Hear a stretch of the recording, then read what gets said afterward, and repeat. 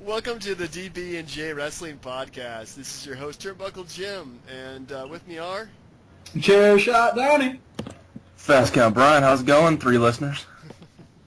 We have more than that. And by the way, if we do hit 500 views on YouTube, I will be live broadcasting, well, not really live, but I'm going to be commentating the whole way of WrestleMania 11. Wow. To myself. If you guys want to join me on that, you can, but it's pretty much volunteers only at this point. Can I say hi to Chris Green? I think he's one of our 3 listeners, right? He might be. I know that Fred Spiker is one of our listeners, so good for him. He hasn't abandoned us yet. Anyway, folks, we're going to go through... actually, hey, you still there, Brian? Yes. Okay. All right, yeah, live from Skype. Here's our podcast. It's a freaking mess today. We are just all over the place. I don't know why. It's Tuesday. It is Tuesday. We should be more ready for this. We've gotten too casual. All right, so we're going to do our usual Raw recap, but I thought it was a pretty good Raw. And then we're going to go on to our retrospective pay-per-view, which is In Your House 16, Candien Stampede, where the world changes completely up north. Finally, we're going to finish out with our top 5 list of top 5 underrated wrestlers of all time. You guys ready? Yeah, let's go. Indeed. All right. So, starting off Raw, we have The Shield in the ring, saying how mad they are at the Evolution. Evolution shows up, and they go jump them. Donnie, what are your thoughts on this NWO-style beatdown? That's actually a good way of putting it. You know, I thought it was reminiscent of WCW of old. I actually kind of liked it. You know, it's I didn't expect to see these guys. I always consider these guys to be the closers instead of the openers. Yeah. But you know, it was good. You know, and I like the limousine showing up, and it's a very good combination of old and new. So I dig it. This feels good. It's got my attention. Cool. Brian? You gotta like how, you know, Triple H looks all nonchalant, comes out, signs some random paper first from some Joe, and then gets the living crap out of him. I mean, it's new. I mean, not really, but That's your dream. Oh, it's so fun. It's one of the best things I've seen in a while. Like, you know, you gotta like try to vary it up a little bit, and usually, you know, the guys come out on stage and yak back and forth, but to take the fight back there, I really I was like actually it. just thinking about this whole, like, Shield as faces thing, and for a while it kind of reminded me of the NWO, but it's like faces. What the hell was that? That was me, What sorry. are you guys doing back there? We have no idea what we're doing in each other's rooms. So anyway, so it did remind me of the NWO, but also, like, kind of thinking about it, like, these guys are a trio of Stone Cold Steve Austins, pretty much. I mean, they're not really, like, good guys, but they just beat up bad people and they act like badasses. That's what I'm taking from that. I don't know if you guys seeing the same thing or not for me that I'm looking at here. Yeah, I don't know. I have a hard time throwing the name Stone Cold out easily, but I totally see what you're talking about, and I think there is that sort of reckless, abandoned personality about them all. So I agree with that. In fact, if they were a stable and you brought Flair in for Evolution, if you brought Stone Cold in for the Shield, I would like that very much.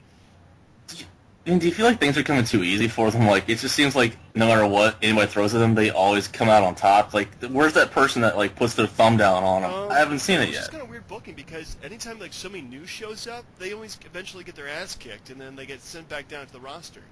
Yeah, but these guys, they've beaten Evolution, they've beaten Kane and the New Age Outlaws. Like, all the old guys are putting them over. Really, the only people they haven't beaten in a big match has been the Wyatts. So I'm liking this direction. They're actually putting new guys over.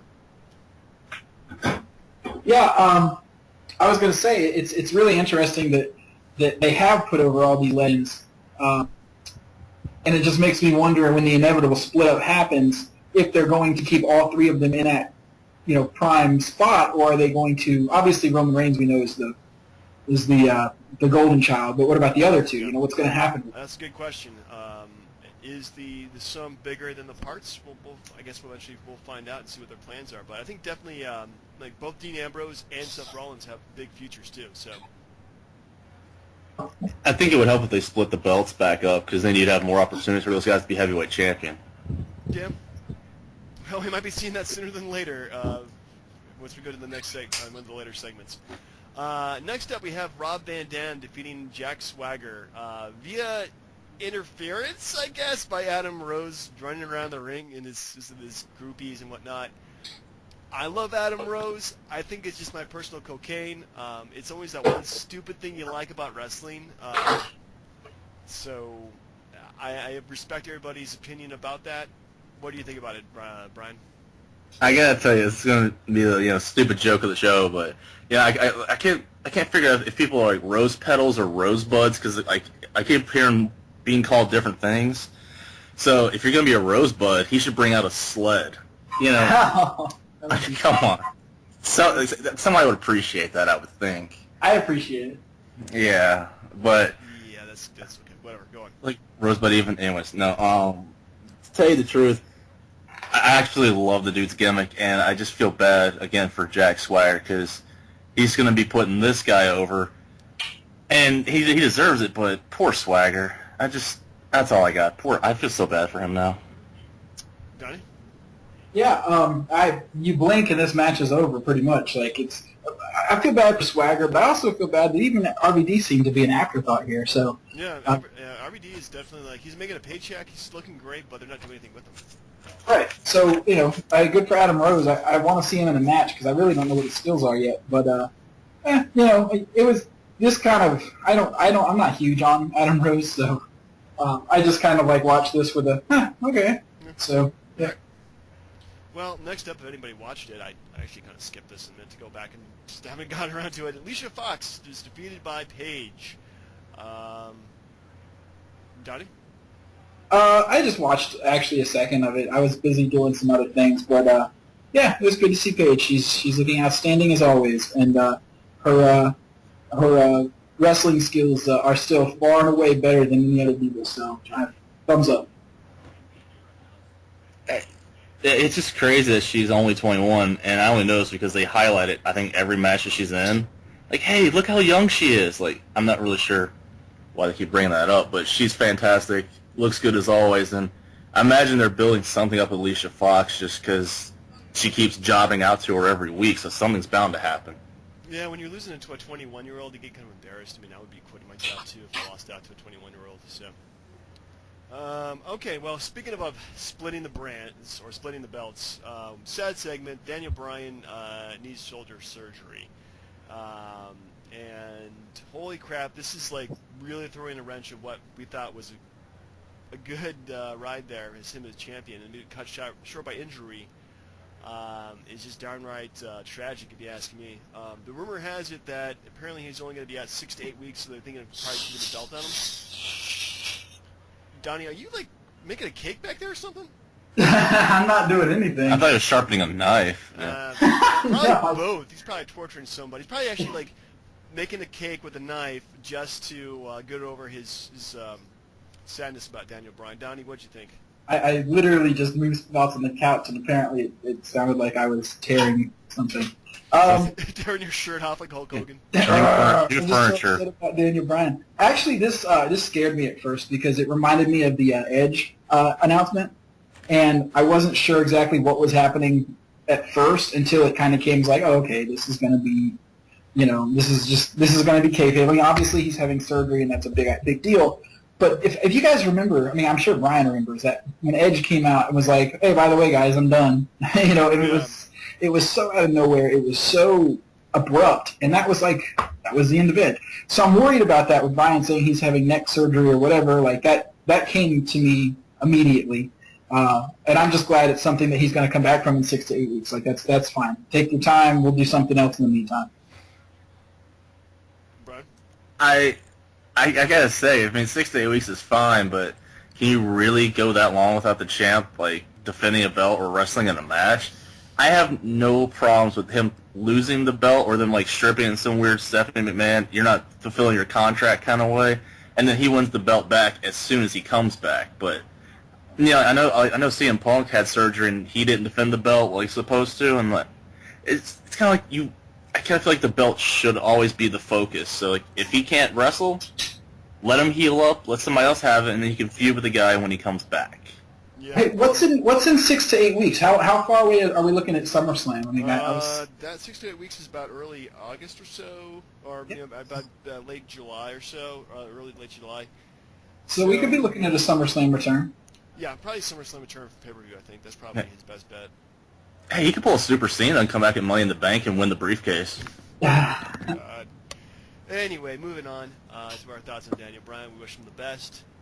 The Wyatt family defeated. Actually, yeah, John Cena and the Usos beat the Wyatt family. What am I thinking of here? I'm thinking of SmackDown. Yeah, John Cena hit the Attitude Adjuster on Rowan for the win. Brian, what are your thoughts on that? I'm just glad the Usos got featured in something. I kind of thought they were put on the afterburners for a while, which if they put those guys against like Harper and Rowan, had them feud for the tag belts, I think that would be a pretty good match for the next pay-per-view. I think that'd be really good. They did allude to it too on the commentary, saying these guys are probably much going to be future contenders for the belts. Yeah. Thoughts? Oh, I'm sorry, Brian. No, go ahead. No, you're good. Donnie? Yeah, it was cool. I mean, John Cena and the Usos aren't really. I mean, I guess they're kind of matched up because they're sort of like just smiling baby faces all across the board. But that's about all they have in common. At the same time, like it was good for a 6-man match, and I love the Wyatts, so par for the course. I give it a solid B. Yeah, tell you what, I think that definitely the Wyatts are definitely good contenders, if not good tag team champions in the future. I think so. Let's see it happen. Why not? Let's see. Next up we have. Oh yeah. So Evolution comes to the ring. Yeah, blah blah blah blah blah. Gonna hurt this guy. Blah blah blah blah blah. Gonna hurt the other guy. And then the Shield proceeded to ambush them, taking them out of the ring, having a nice stare down, and then they're gonna announce Batista versus Reigns. Donnie, your thoughts on this other NWO style attack? If I'm Batista, the last guy I challenge in the Shield is Roman Reigns. I mean, obviously it's because let the monster face the animal or whatever. But at the same time, it's like logically speaking, he would want to go for it's like, hey, give me your worst guy, because Batista's a heel, so you'd think he'd be like, hey, Dean Ambrose, why don't you step forward? But anyways, at the same time, I like the idea of Batista versus Roman Reigns. Despite Batista's limitations. So, yeah, it was cool. I mean, it was very NWO-ish. I love stable warfare, and this is what we're getting. Yeah, we haven't seen that in quite a while, I think, especially stable. I mean, we've seen stables come and go, but not like stable versus stable, which is really cool. Brian, your thoughts? It's hard because as much as Triple H has gone away from being a full-time wrestler, it's hard to see him wrestle this much, and hard to see him just take as much abuse as he does on a weekly, nightly, 2-3 times a night basis now. Like, it's just weird seeing Triple H do that. And as far as Batista, he had to challenge Roman Reigns because, like Donnie said, with his limitations, he would look like a fool if he was in there with Ambrose or Rollins for more than 5 minutes. So he picked the right guy to have at least a 10-minute match with. Yeah, I mean, honestly, who were expecting that this was going to go like more than 5 minutes or so? I mean, it was pretty much what I expected it to be. A thought occurred to me with your NWO sort of stable warfare thing that this actually reminds me of a lot of WCW, because when you think about it, if the Evolution is similar to the Four Horsemen, which is pretty much what they are, and the Shield is very NWO-ish, and then you've got like the Wyatts as the flock, and then you've got like Cena and all these other guys as like WCW just kind of caught up in the middle of it. Like, it's pretty close to actually what was going on. Yeah, that's a pretty good assessment of it. So just need a sting. We do need a sting. Misfits in action. Oh man. Oh no. We're thinking like '97 type of. I think. WCW at this point. Yeah, thank God, because no NWO Wolfpack for me. Dude. Oof. Man, what was I thinking of? Something that to do with WCW. Man, Donnie, you totally threw up my whole track there. Sorry. All right. One last thing, this can't be WCW because Michael Cole is not the hype man that Tony Schiavone was. And JP was no Mike Tenay. So, anyway, straight from Total Divas, we have Natalya versus Nikki Bella. It's a reality show that's fueling feuds in a fake wrestling show. I'm moving on. Never mind. Okay, next up we have Sheamus versus Curtis Axel, and then Sheamus versus Ryback. Curtis Axel sucked. The Ryback combo was pretty cool. What'd you guys think? Yeah, this was kind of like, hey, it's another burial on Raw tonight. Two. We got two for the price of one. I think Ryback looked pretty good. They put Sheamus over. Yeah, I mean, he looked better than Curtis Axel. I just, the son of Mr. Perfect deserves better. That's all I'll say. Brian? I don't really understand this whole thing. Like, is it because he's got the U.S. belt? I mean, he's like, hey, look, here's Sheamus, destroying a tag team. I'm sorry, Sheamus is just not a good face guy for me. I think he's just boring as heck. So, I mean, good for him to job those two guys, but he would be better off as a heel right now for me. All right, well, moving on. Next up we have Stephanie McMahon is going to address Daniel Bryan and say some stuff to him, and then Kane comes out and once again, behind the scenes, he's destroyed Daniel Bryan. This led Bryan to be structured out of the arena, kayfabe, thank goodness, and I don't know. Brian, what did you think about this segment? I could have gone without it, but I guess the fact that he said he is getting neck surgery, it wasn't enough. They had to, wink, wink, nudge, nudge, beat him down and have him stretchered out so he's, like, written off for good for a while. I don't know. I just didn't really care for it. Yeah, I think I think when they're bringing him back, they'll probably make him feud with Kane, which is just, I don't know. I really don't know. Donnie? Yeah, I mean, if there was any doubt that whether or not the first promo Brian cut was kayfabe or not, this pretty much went all the way in that direction. So, hey, our mind is at ease. This is just a work. Yep. Okay, next up, Fandango with Layla loses to Dolph Ziggler via pinfall. I thought this match started out really good, but they had no time for any kind of build, and then just went straight to the finish for the most part. Donnie? Yep, same here. These guys deserve more time. They didn't get it, but yeah. I don't like Layla, by the way. I don't like that whole thing. But I guess it is what it is. I've never cared for her. My eyebrows, 110% eyebrows. All right, we'll teach their own. Brian? I mean, personally, I like her, but I mean, the eyebrow thing can be worked on. I can take her somewhere to get them tweezed, not a problem. To tell you the truth, like the whole, I mean, is this some kind of like marriage angle? I mean, I'm not really sure where they're trying to go with that. Like, I'm not sure what they're doing with them, or should I even really care about it? I'm not sure, but You should not care about it. That's the best way to go. Thank you very much. So Ziggler winning a short match does really nothing for him, I don't think. No, Ziggler just was kind of there. He's showing up, he's doing something, but he's like not moving anywhere. I don't know, like they don't know what to do with Ziggler. It's kind of sad. Speaking of not knowing what to do with somebody, actually they pretty much do. Jim Duggan comes down, and then gets. What the heck was that? Hello. Somebody's moving furniture again. Yeah. Stop moving your furniture for 1 hour. I have no idea. Too much to ask. What's wrong with this thing? Okay. I don't know. Anyway, so yeah, Jim Duggan comes down. USA. Lana comes up. Loves her some Putin. He is my role model. And out comes Rusev to taunt him. Big E comes for the save and then gets kind of destroyed by Rusev. I mean, come on. Can Rusev take out anybody who's not a black guy? I mean, honestly, is that something that is just too hard to ask for? Donnie, your thoughts on this trend? Yeah, rest in peace, Big E. It looks like they're taking him away from us because they're feeding him to the new monster. Meet the old boss, same as or whatever it is. That's pretty much what it is. And Hacksaw was totally didn't belong, like he never does. Yeah, okay. Yeah, I'm really hoping that they make a match because both these guys are pretty big. They could go in the ring, just like a monster versus monster match, and give them like a good 10 minutes just to develop a really good match and see what Rusev's able to do. Because I'm really tired of these squashes. Brian, what's your thoughts? Okay, just for clarification, you're talking about Big E and not Hacksaw Jim Duggan, right? Which one? Yeah. I just want to make sure. I got kind of lost there. Okay, since we're talking about bringing back factions and all that, why don't you take Xavier Woods, R-Truth, Big E, heck, throw Mark Henry in there because he was a Legacy member, and just reform the Nation and just go with it. You know, at this point, it almost makes sense. Yeah, like with all like you can make it sort of like a racial beatdown that this guy's just pointing, like, taking these guys out and just go with it. And the only thing that's upsetting is that if you guys are tracking, the NWCP pulled the award away from Donald Sterling. They can't give it to Rusev now. I don't know what they're gonna do.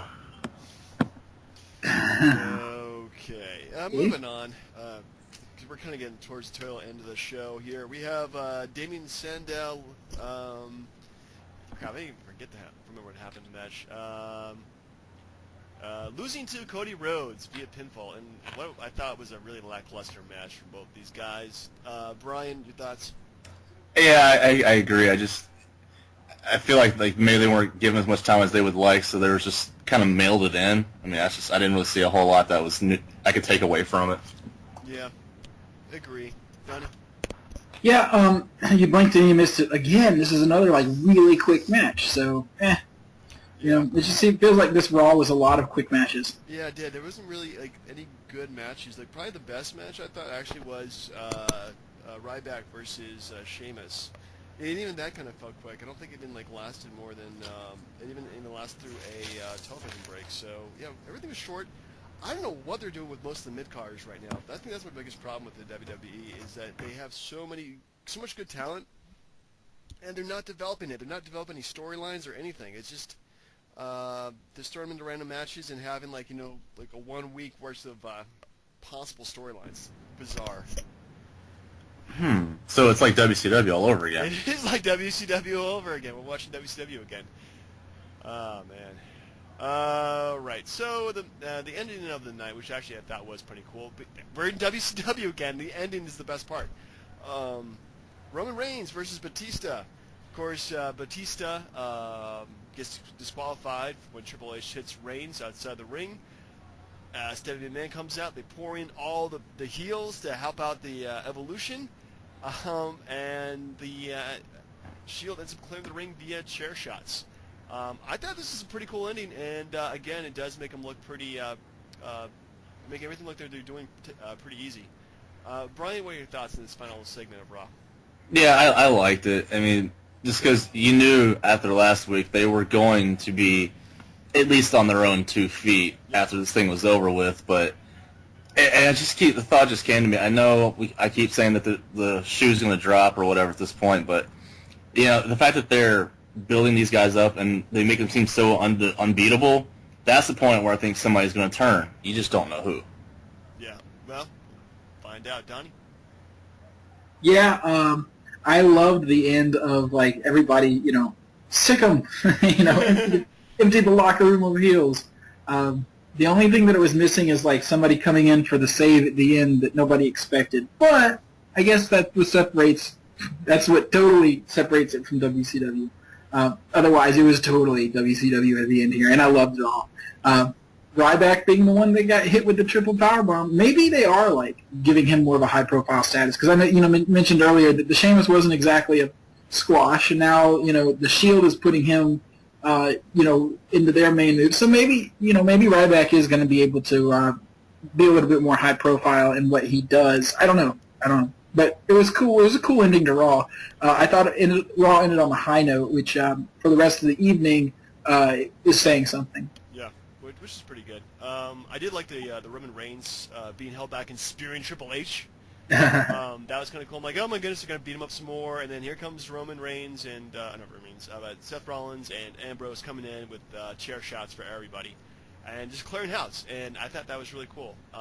They're they're 3 Stone Cold Steve Austins in the NWO stable. It's pretty damn awesome, and I really like that. So overall, I would probably give I would say B plus rating actually. Even the fact that they had some really crappy matches, I think some of the storyline stuff was kind of cool. Brian, what are your thoughts? I said just B minus, because I know what they're trying to build towards, but you kind of want to see some wrestling, not just quick matches and back to more talking. So I would have preferred longer matches. Donnie? Yeah, I give it a C. I was just, it barely held my attention. Other than the Shield and Evolution stuff, the rest of it was just kind of blah. Even the Wyatts versus Cena and the Usos kind of blah last night. Nothing really happened. So yeah, I give it a C. It was pretty forgettable. By next week, I'll be wondering what happened on Raw last week. So that's to remind myself, you have a billion video packages. Yeah. Yeah. Okay. Yeah. You know what, you guys? I gotta revise that. I gotta go with the B- for that because there was a lack of good matches. So overall, craptacular.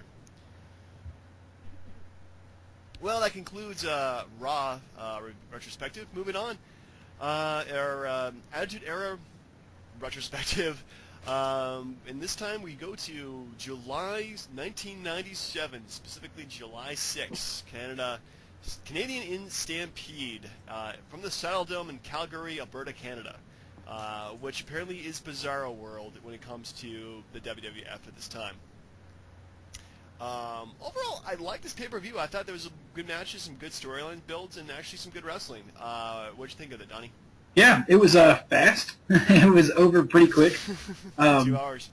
Yeah, and overall, I thought it was pretty good. Like, it wasn't the worst.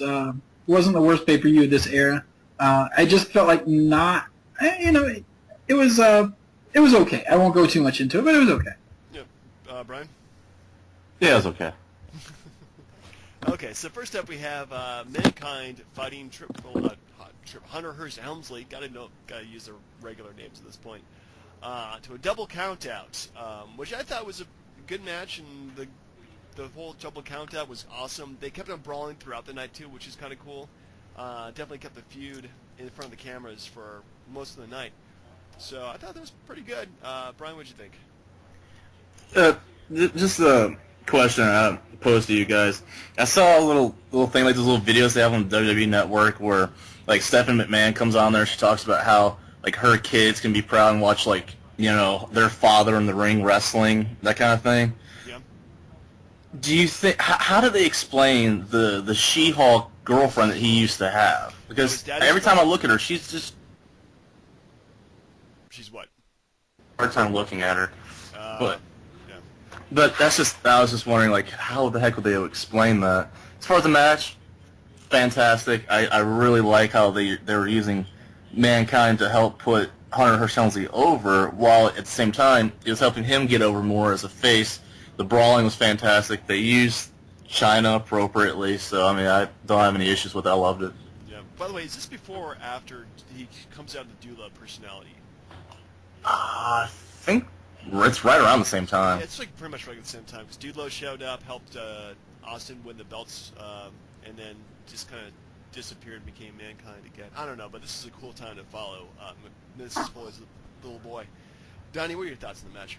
Yeah, it was cool. I love the whole we're gonna continue our brawl all the way into the parking lot and into the front of the arena, and you know what I mean. Like it's that they just kept their fight going, and I thought that was awesome. I love those things. I mean, even if it is a double count out, it went a long way to be like, oh man, these guys really hate each other, which at the time is exactly what happened. These guys, they had a pretty bitter feud that put both of them in the main event eventually. So it's fun to see these guys make each other, because that's really what happened with Mankind and Triple H. Is without the other, they wouldn't be who they ended up being. Definitely. Yeah, so overall, I think good match. It was actually the second longest match of the night, 13 minutes, 14 seconds, and the brawl lasted much longer. I like the fact that they were brawling outside. It was still light outside, too, which is kind of weird. You really don't see that with outside brawls because, the shows are like 8 or 9 o'clock at night. So, middle of the summer, Canada, go figure. Next up, we have a match that I thought would be kind of crappy, which is the Great Suzuki. Suzuki, did I get that right? Suzuki? The Great something. Okay. The Great S defeating Taka Michinoku. And I love the match because it was that kind of crazy like wrestling that WCW had, which is the luchador style, that they never really showed in WWF at this point. And I thought the match was freaking awesome, and it got the crowd over too, which is kind of surprising too. It was just spot fest after spot fest, and I love that kind of crap. So probably the ECW fan of me. Donnie, what you think? Definitely, man. This reminded me of Kaientai. Remember Taka Michinoku became, the leader of his own little faction? Was this Choppy? Yeah, this was before that, though, right? Yeah, Yes. this is like when he was slow, he was being introduced, he won the light heavyweight championship, which was, Right. the version of the cruiserweight. Yeah, and then Suzuki is pretty much a legend. I mean, his name is highly recognizable among Japanese wrestlers, and maybe it's because he did some time in WCW. I don't know, but I knew his name before I saw him. I was like, oh yeah, that guy. Yeah, it was very reminiscent of like a cruiserweight fight, except because of that Japanese style, it looked even more brutal. Instead of being more of a gymnastics event like lucha tends to be, this was a lot of good spots, but also a lot of, terribly painful-looking things. Yeah, they'll kill you in Japan. They will just absolutely kill you. Brian, what'd you think? No, I was a big fan of it. It just seemed out of place, but then, like you said, it just reminded me of if WCW would like showcase all like the Japanese wrestlers, like at Jushin Thunder Liger, Ultimate Dragon, whichever you want to call them. But they needed something to keep the fans' interest into the whole event, and that was the match to do it. I really liked it. Yeah, it was kind of weird because then there was Taka's first match in WWF.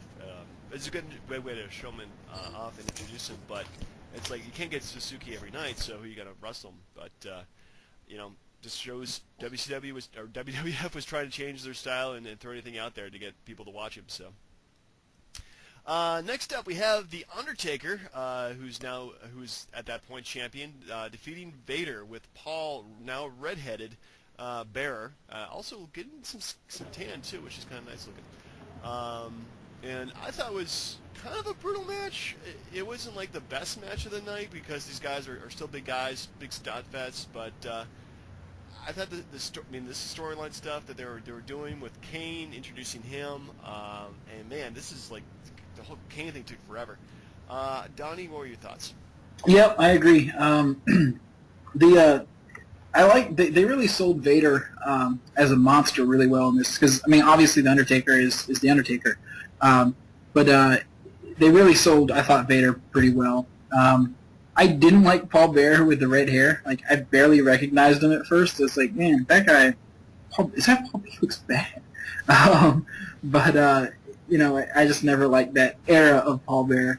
But it was a good match. It seemed like it was not that long, even though I think it was over 10 minutes, wasn't it?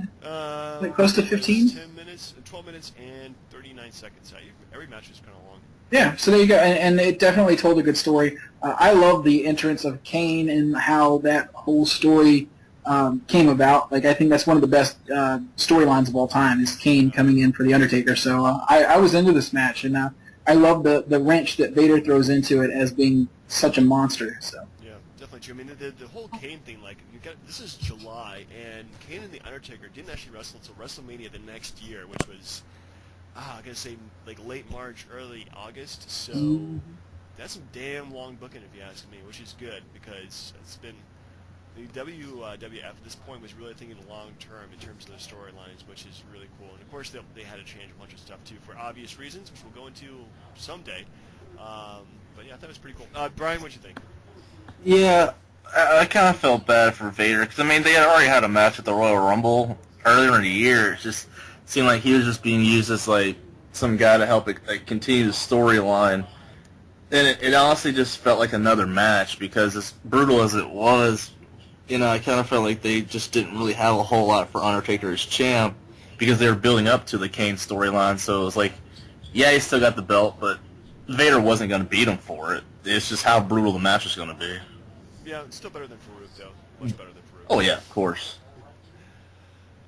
So speaking of factions at the time, so Hart Foundation of Bret Hart, Jim the Anvil Neidhart, Owen Hart, the British Bulldog, and Brian Pillman defeated Stone Cold Steve Austin, Ken Shamrock, Goldust, and the Legion of Doom, Hawk and Animal in what felt like freaking forever as a match. I liked the match, but actually, you know what? I thought the match was okay, to tell you the truth. It was kind of a mess. The booking was just plain weird. The fact that the Hart Foundation, of course, they're in Calgary, which is like, Bret Hart capital of the world. They love that guy. And they they were kind of lukewarm on the team face, if you would call them that, but super into Team Canada or the Hart Foundation. Only two of those guys are actually Canadian. I don't know. Brian, what'd you think of it? Who? Brian? Oh, I thought you said Donnie. I'm sorry. No. No, I actually liked it because, I mean, yeah, it seemed like the other guys that were thrown together for the USA side was just everybody and Stone Cold Steve Austin. But to tell you the truth, I thought it was fantastic. You know, I mean, yeah, the match went on a lot longer than most that we're used to as far as stuff these days. But I thought, like, the crowd being super hot into it was one thing. Oh, the crowd was great. And then, like, you know, the inclusion of, like, the Hart family, like, towards the end of the match, and the fact that Austin wouldn't quit, even though he got beat down in the ring by, like, 15 Hart members, it was great. Like, I thought I just liked the match from beginning to end, to be honest with you. Donnie? It was really nice to see Brian Pillman in a match because, I mean, it's really hard to find his WWF stuff. I guess because his career was kind of so cut short there, and he was so mired with injury most of the time. But I loved him and Austin as a feud just as much as I loved Bret Hart and Austin as a feud. My favorite moment in this match actually was the Pillman moment where he grabs Shamrock's hand and starts hitting it, and he's going, he's tapping out. Like I thought that was awesome. The crowd was crazy during this match. I definitely thought they made it.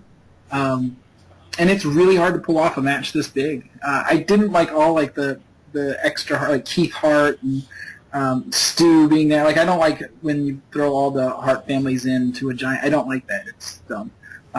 However, overall, I thought it was a very good match. Actually, I think this was the match of the night for me. I really like this match. Well, you guys have changed my mind again. Thanks a lot. So I'd say this actually was I think overall was pretty good. It was kind of the crucible of all the booking that's been going on at that point. So you had a lot of you can throw in like 10 wrestlers into one match. It's kind of cool, especially when you're only doing a 2-hour pay-per-view, and you got to throw as many guys as you can. So good stuff. Overall, I gave the pay-per-view a B+. I think the biggest problem I had with the pay-per-view was there was not enough matches for it. This is actually the last 2-hour In Your House they do. From this point on, everything else is 3 hours, which kind of takes away from the big events, but makes the little events bigger. So take it what you will. So I thought I liked it. I thought it was pretty good. Donnie, what are your thoughts? I agree, but also disagree. The fact there would be an idea of more matches, because every single match that we got on this card, I would at least rate 3 out of 5 stars. I don't think that there was a bad match on the card, which means they gave us 2 hours, but they gave us quality for 2 hours. I cared about every match, even the ones with Suzuki and Taka Michinoku. Like that was a good match. So I would say I don't like that they've filled so many pay-per-views now with 3 hours, 2 of which are filler, because it seems like for this one they gave you a lot for your 2 hours of money. However, they left a lot of guys off the card at that time who were, who would have been good on a pay-per-view. So it's really kind of a hard balance to strike. That said, I really like the pay-per-view. I would give it an A- just because there wasn't really any downtime. Yeah, there wasn't any like that one like match to catch your breath between like the Undertaker match and the main event. So right. There's no downtime at all. Brian? I give it a B. I kind of felt like it was missing. I can't really figure out what it was missing, but I just felt like there was a little more to it. And I mean, I'm all for them adding an extra hour because the extra guys needed the time, on the card. And the more we go along, the sooner we get to the In Your House set going away. Yeah, which is going to be great. They start calling it In Your House and start calling it other stuff like Backlash and Payback and Paylash and stuff like that. So, yeah. All right, well, so that concludes the retrospective for this week. Next week, do you guys want to do SummerSlam 97? Sure. Excellent. Okay, cool. So it's going to be Heart and Soul, where The Undertaker takes on Bret the Hitman Hart. Special guest referee, Shawn Michaels. Keep that in mind. That's important. So our top 5 list for this week are the top 5 underrated wrestlers of all time. I got my list. You guys ready to go with this one? Oh yeah, I'm ready. Who wants to go first? I'll go because I picked the list, so I might as well be the one that starts us off. Number 5 was somebody he's in the Hall of Fame, so he's recognized universally as a great wrestler. I think most people would think of him as a great wrestler, but he still should be higher ranked in people's minds than he is, and that's Ricky the Dragon Steamboat. I know I've rang the bell for him before as one of my favorites, and he really was. Like, I don't know, he spent his whole life as a face, but was never boring. He never wrestled a bad match that I can remember. Other than injury taking him out, he could have had a wonderful career, and he lost a lot. He always lost, but it always felt like he was a big deal. So when we talk about like the greatest wrestlers of all time, Steamboat has to be in people's top 10s, and often he's usually not. He's forgotten a lot, and that's a shame to me. So he's number 5. All right. Guess I'll go next. My number 5 was. It's kind of hard to pick a list of like trying to get people from WCW and WWF and ECW too. So my list actually has a lot of guys from all those companies. My number 5 was Perry Saturn. I thought he had a crazy look to him. Was built like a freaking fire hydrant, but just could go in the ring. Had lots of great high-flying offense. Unfortunately, probably because of his looks, he had like that one kind of eye that was off, and just straight up bizarre gimmicks they would throw at him. He really didn't get high in the card. Besides, I can't remember the biggest belt he won. Probably European or... Yeah, he might have won like the TV championship or something. Yeah, I think he was TV champion. I gotta look this up now. Crap, I just kind of picked him up with randomly. But yeah, I thought he was really good. He had a good career in ECW, and in WCW he was kind of like the number 2 behind Raven.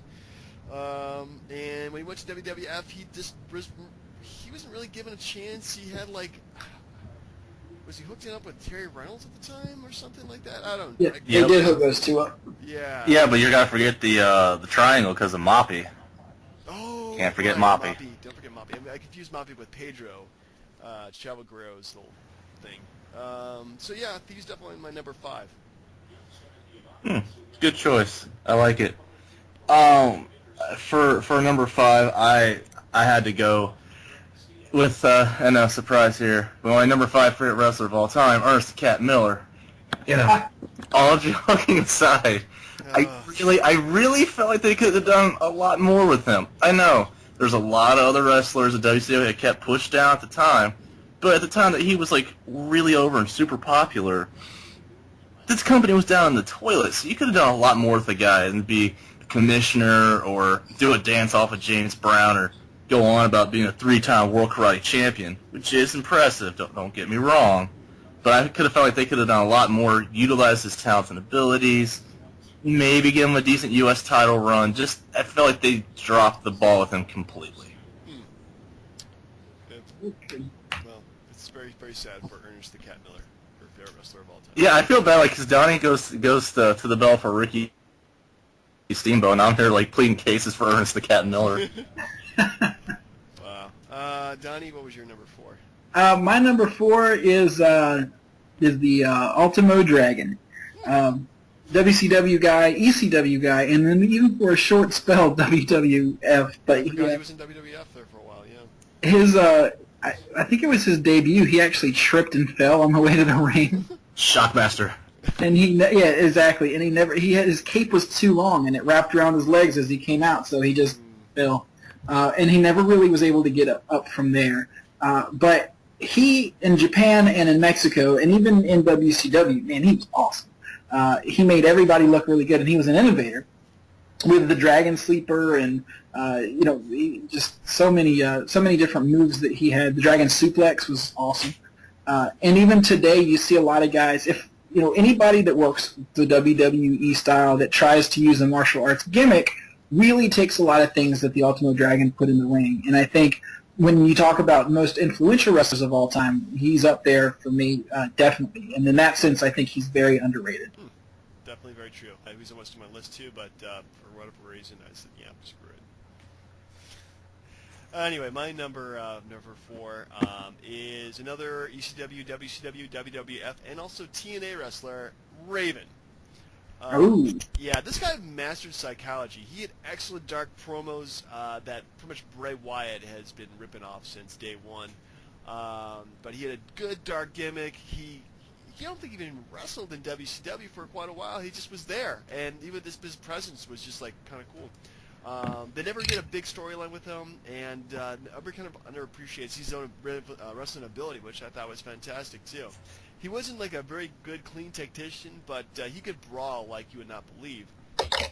And so, yeah, definitely Johnny Polo is well forgotten and underrated as far as. You mean Scotty Flamingo? Scotty Flamingo. Oh, I thought we called him Johnny Polo. What? No, he was both. Yeah. Oh. He was the manager of the Quebecers. Yep. Good. Okay, good to know. Good to know. See, this just shows what change your gimmick will do to you. Brian, what was your number 4? Honestly, my number 4 had to be Scott Hall. Scott Hall or Razor Ramon? Either way, like just his entire, like, except for like the whole diamond stud thing, we can pass on that part. But I mean, if I'm not mistaken, I'm pretty sure he was an AWA champion at back in the day. Somebody used to have feuds with Zbyszko and Kurt Hennig and stuff like that. But I felt like he was super popular as Razor Ramon, and the highest he ever got was the Intercontinental title. And then you saw his buddies like Shawn Michaels and Diesel, who, I mean, for Diesel, he had been there a lot less time than Razor was, and he gets the belt. I honestly felt like if they given Razor even like a short title run, it might have kept him there instead of him jumping to WCW. And even when he got to WCW, I understand the whole NWO thing, but at some point during that thing, before his issues flared up, I think he could have been a decent heavyweight champion, because I just feel like they could have done a lot more with Scott Hall when he had his head on straight. Yeah. Well, maybe one day. Wait, that's never going to happen. One more match? One more match. One more. Yeah, after some DDP yoga. Donnie, what was your number 3? Yep, we're getting to our top 3, and here is one, to me, one of the greatest Canadian wrestlers of all time, and it's probably not who you think. It is the model Rick Martel, or just Rick Martel. Whoa! He had some really... first of all, Strikeforce with Tito Santana was way ahead of their time. They were the Rockers before the Rockers. I mean, the moves that they... in terms of style, the moves that they put together really were early revolutionary to the tag team match. Then, as a singles wrestler, he was really good as a tactician. Wasn't very much of a brawler. Wasn't the most what's the word? He wasn't an air guy. He wasn't going to fly around the ring. Yeah. However, man, he was really good technically. I think he was just as good as a Hart family person. I wouldn't say as Brett. But I'd certainly put him on the same level as Owen in his ability to go in the ring. Even his late WCW run was pretty good, especially for a guy of his age. But what I really recommend is that there was a battle royal that took place where the last 2 people would fight for the Intercontinental title. This was in the early 90s, and the last 2 in the ring were Rick Martel and Randy Savage, and then they had a match. That match is probably one of my underrated gems. Like Martel. You mean Razor Ramon? Razor Ramon, yeah. Oh yeah, I'm sorry, not Savage. What did I say, Savage? You said Savage. You're messing with my mind, dude. He was too busy fighting Crush. Yeah, sorry. My brain said Razor, or my mouth said Savage. But yes, he fought Scott Hall, and man, that match is awesome. So he's definitely on number 3, and he's one of those guys that, I always hope he's on a video game, but he never is. So he's always a creator wrestler, and go Martel. He also has some awesome shoot interviews if you ever have time. Well, I should make some time for that. Cool. All right, so my number 3, pretty much another. I don't know if it was an ECW, I can't remember, but WCW, WWF guy was, I would say, always like the top of the mid card at best. Had a lot of great matches, but nobody really talks to him. That's William Regal. Or didn't he go by Steven Regal too? Yep. I can't remember which one was which. I didn't realize he went by different names too. That's how awesome he is. Yeah, that guy was a great tactician, and gave some great interviews.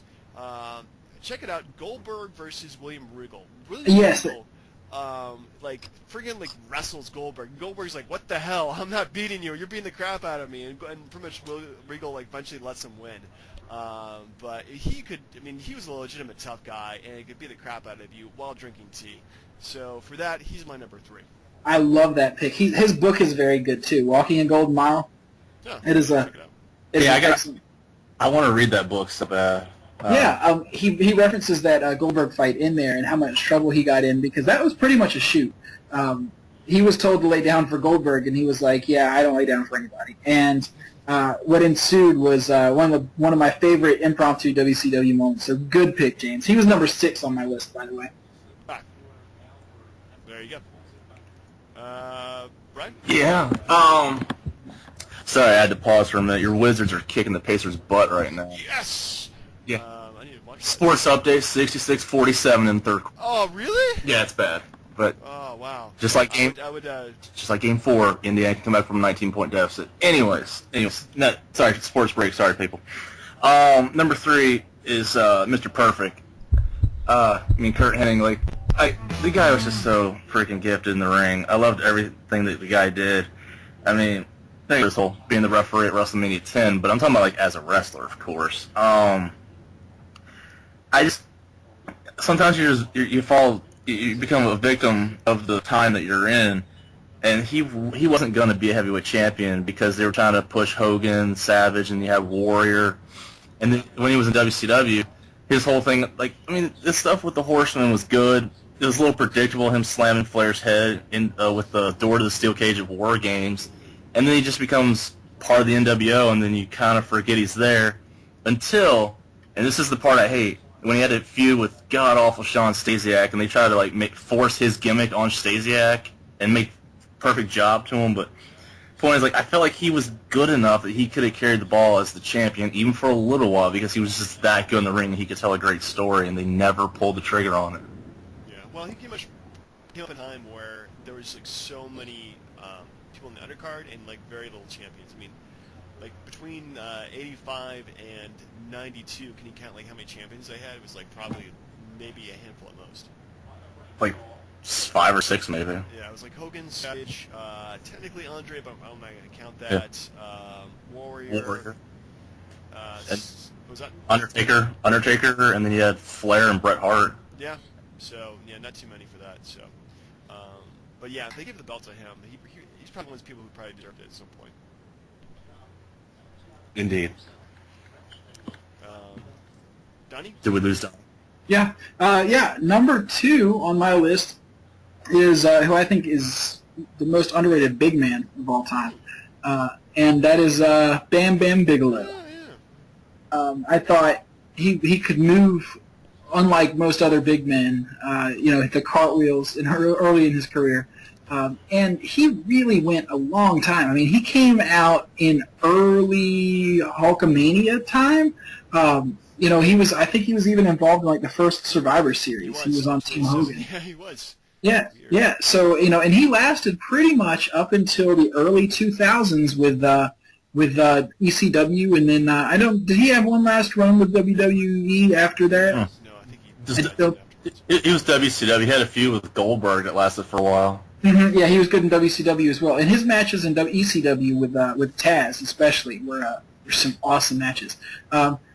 I really liked everything that Bam Bam Bigelow really did. He was a sore loss. He'll never be a Hall of Famer just because of who he was, and I think there were some mysterious circumstances surrounding his death. I don't know for sure, but I think he kind of had a bad reputation for some things. However, in the ring, man, he was awesome. He was unstoppable and did some crazy things for big guys. Awesome guy. Cool.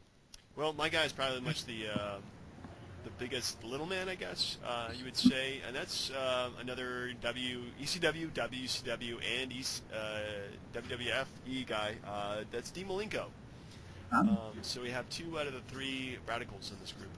Yeah, I liked his. He did good. Again, good technician style. Had great psychology in the ring. Wasn't a big guy. That's probably why he didn't get over. And when he went to WWF, he just never got over. He was pretty much the least over of all the radicals who went over. So very sad that he never really took off. Because in WCW, he was dominant at the cruiserweights. He even was U.S. champion too, which is pretty cool for a man of his size. So yeah, definitely very underappreciated and underrated. If you want something cool, I'm pretty sure everybody remembers this, or maybe don't, but when Jericho had the Cruiserweight Invitational Battle Royal or something, and like Cyclope or whatever his name was won, he takes the mask off, it's Malenko, and the crowd just goes nuts. I gotta check that out. I think I vaguely remember that. Yeah, that's fantastic. And let's be fair, I mean, he was one of the first guys in WWF to like make a run at Lita, so let's maybe give him some credit there. Yeah, it was kind of creepy though. Yeah, no, it's terrible. Yeah, so my number 2 is Owen Hart, and just because I mean, I guess for me, like when I go underrated, it's like guys who should have been heavyweight champion, and I thought even for at that time, if you were gonna have Brett lose to frickin' Bob Backlund, job to Diesel, you could have just given the belt to Owen Hart. Like, I mean, I know he was the king of the ring. I know he was a tag champ at least 3 times over with, I think it was Yokozuna, Bulldog, and Jeff Jarrett. And I think he was a European champ, definitely an Intercontinental champ. Like, he won a lot of those belts, but I feel like he was always cast in Brett's shadow and was never able to, even though he beat him at WrestleMania 10, was never really able to solidify himself as a main eventer. And he had the talent to do so, so I kind of feel like he never really reached where he could have gotten to. Definitely. Yeah. All right, I think it's time for number 1, isn't it? Our number 1, yes. Okay, I will probably be hated for this one. You're already hated, Donnie. I know, so even more hated. I went with a controversial pick, but I went with this person because of the fact that I think that there's something to be said for everybody saying that you're underrated or overrated so much that in fact you're underrated and you're not as bad as everybody says that you are. With that in mind, my number 1 most underrated wrestler of all time is Hulk Hogan. Huh. Okay, that's definitely an interesting pick. I swear I thought you were going to say John Cena. I thought you were going to go with Jeff Jarrett. No. So. Actually, I think that Hogan is better in the ring than Jeff Jarrett because I've actually cared about Hulk Hogan matches, which is exactly the point of wrestling. It's not always about who's the best technician or who's the strongest or who can move the best. It's about whose matches do you want to watch. And Hulk Hogan, like him or not, whether or not he can drop a leg drop that looks any good, you want to watch his matches. It was awesome at the time, and it still is. Some of it really holds up. So I think that everybody saying that he's overrated for so long, like if you look at internet lists that say who's the most overrated wrestler, either him or Kevin Nash are always up there. I don't disagree with Kevin Nash. I don't disagree with Kevin Nash being overrated. But Hulk Hogan I absolutely think is underrated, and I do not think he belongs at the top of these overrated lists because that's like saying Babe Ruth was overrated. Like, we're here because of Hulk Hogan talking about this tonight. I mean, arguably. So, yeah, he's my number 1 guy. I'll stop carrying the flag for him right now. Just step down off my soapbox. But he's the first person that came to mind when I thought who was underrated. Hulk Hogan is way better than people give him credit for. Okay, good point. I hope he appreciates that. When people look back and say like, "Hey, didn't you main event Starrcade '94 with the Butcher?" Yeah, underrated. No, I got you.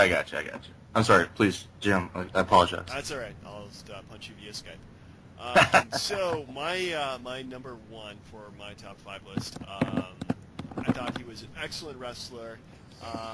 Unfortunately, he was a WWF guy. He was hampered by terrible gimmicks, very one-sided, pretty much a staple of the Attitude Era and a little bit beyond because he's had such a good chemistry with people he worked with, but never got above the IC Championship.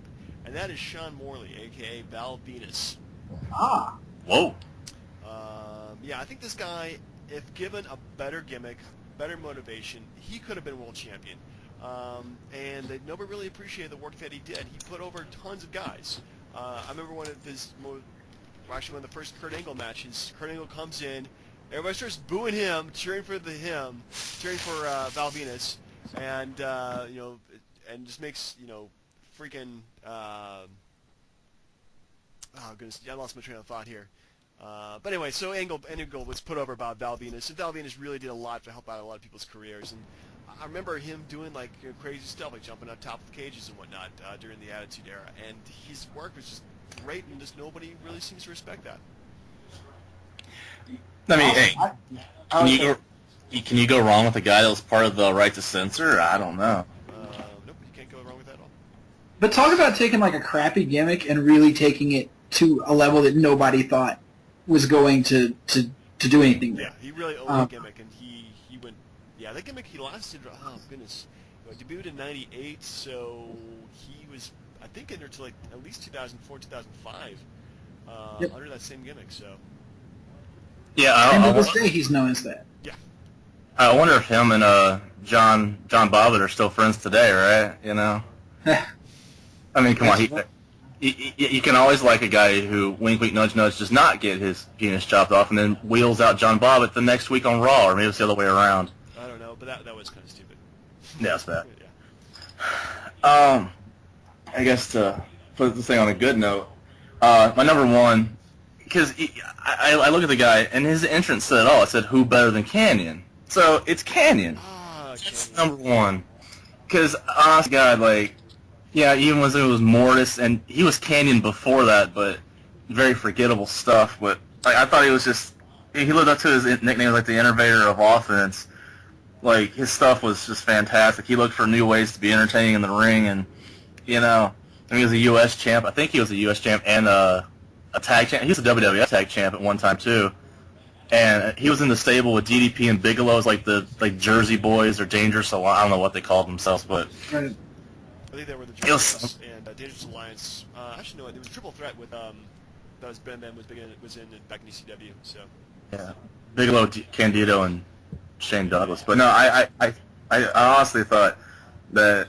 I mean, it's a shame that what happened to him. Yeah, because he had so much ability, but I feel like he got bitter because after he said that he came out as being gay, he thought that the WWF fired him over it.